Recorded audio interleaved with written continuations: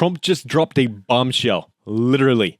His message to Iran: we're going to blow up your nuclear centrifuges. Let's roll the clip.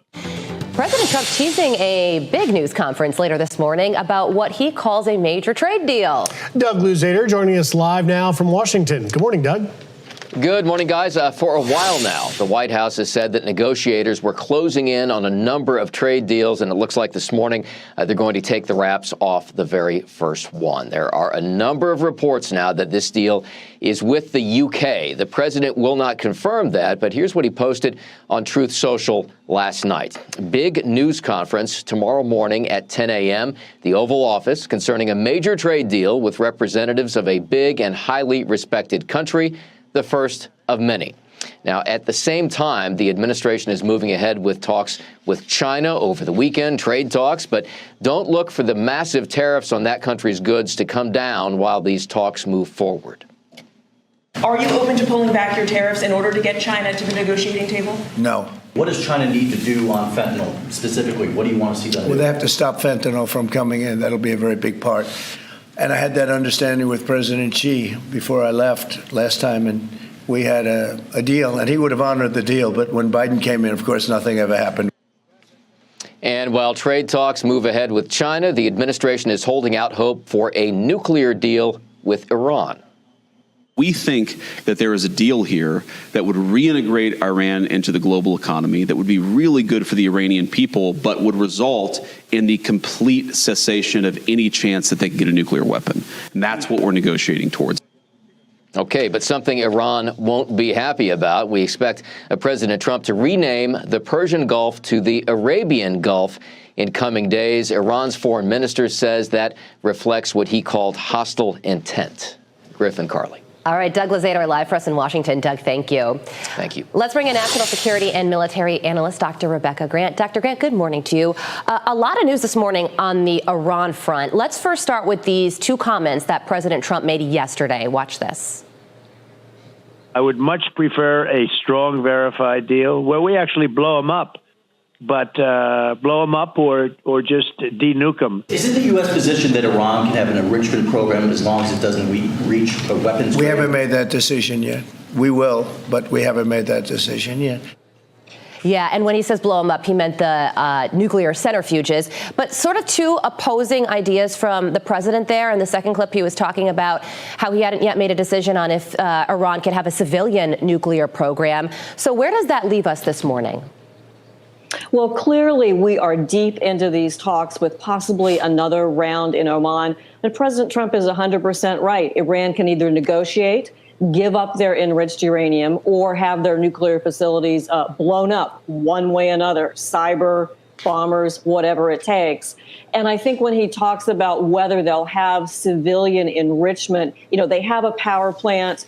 You can buy fuel for that on the open global market. So they are really into the nitty gritty, and I think they've made big progress in getting that nuclear fuel out of Iran, and then the incentive, taking off some of the sanctions or letting Iran back into the global economy. That's what's driving this. Okay, so Rebecca, also take a look at this. In less than 7 days, Iran could have one nuclear weapon.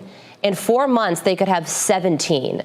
So that means that they have figured out the process and are just choosing not to pull the trigger. So why, and what does that mean if a deal is made now? What does that mean for the potential for a nuclear-armed Iran in the future?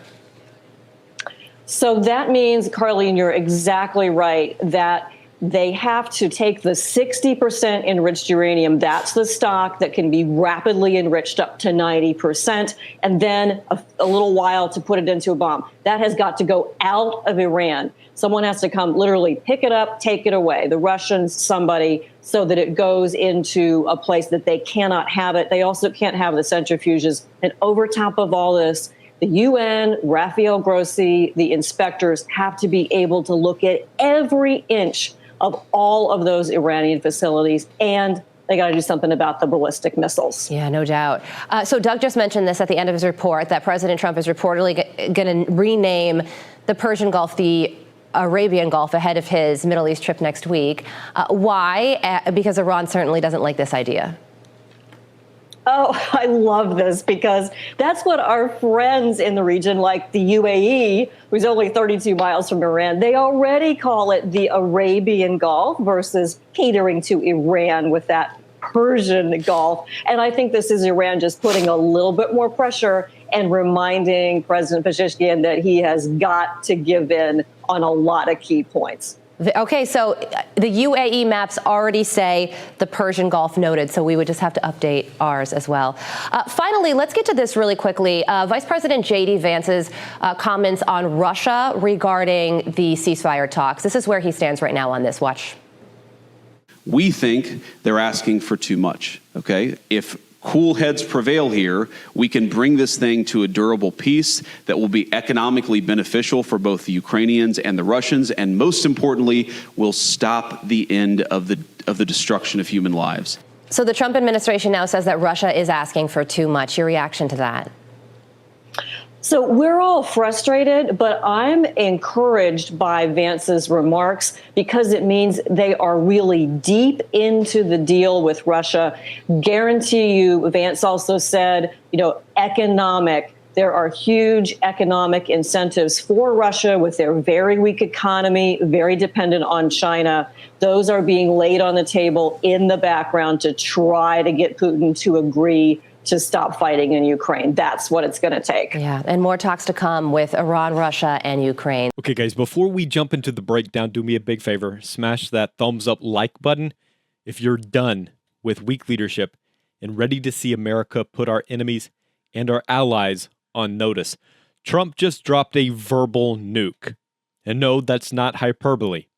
When asked about Iran's nuclear program, he said this: "I'd prefer a deal, but if not, we blow them up." And yes, he's talking about Iran's nuclear centrifuges. That's how you negotiate from a position of strength, guys. For years, Iran has played games, saying one thing, doing another, hiding uranium stockpiles, enriching it up to 60%, just a stone's throw away from weapons grade. And guess what? Experts are saying they could have a nuclear weapon, guys, in under a week. Guys, that's a bombshell. 1 week, and within 4 months, try 70 bombs. Insane. You think the Biden administration was losing sleep over that? No, they were too busy obsessing over pronouns and diversity quotas. Meanwhile, Trump is looking at the threat, pointing right at it, and saying, "You stop, or we're going to stop you." That's leadership. That's what peace through strength actually looks like. And guys, it's not just Iran. Trump also teased a major trade deal, likely with the UK. This is a big win for America, guys. It's the kind of bilateral strength we should be leaning into instead of bowing down to globalist garbage deals that sell out our workers. And let's talk about China. Trump made it very clear. No backing down on tariffs, and he's demanding real results on fentanyl. You remember fentanyl, the drug that's killing over 70,000 Americans a year. Biden didn't even mention it. Trump is making it a non-negotiable condition in trade talks. That's how you fight for American lives.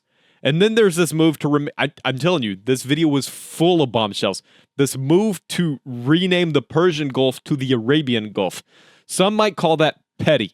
In fact, the left, they're going to lose their mind over it. I call it genius. Iran hates it. And our allies like the UAE already use it. It's symbolic, yes, but it's also strategic. It shows that Trump isn't afraid to throw diplomatic elbows and stop caving to tyrants who hate us. And finally, JD Vance, our VP, made some big waves with his take on the Russia-Ukraine war. He's saying Russia is asking way too much in ceasefire talks, but also there's real economic leverage behind the scenes. He's not talking endless aid. He's talking strategic pressure, smart, bold diplomacy that doesn't send your tax dollars to vanish in Eastern Europe. Think about that, guys. We've got a White House team right now that's serious about defending this nation's interests, militarily, economically, diplomatically. And it's a sharp contrast to the apologetic, incompetent, morally confused mess that was the Biden regime. So guys, I want to hear from you. Should Trump blow up the centrifuges if Iran doesn't cooperate? Do you support the name change from the Persian Gulf to the Arabian Gulf? And what do you think of JD Vance's comments on Ukraine? Drop a comment down below, guys. I'm reading all of them. If you appreciate bold, unfiltered commentary from a conservative point of view, consider subscribing to the channel, guys. Right now. Join the community, guys. Hit that bell so you never miss a drop. And if you want to go the extra mile, become a channel member, guys, to support the show and help keep this voice going strong. Until next time, guys, stay informed, stay bold, stay free. I'll see you later.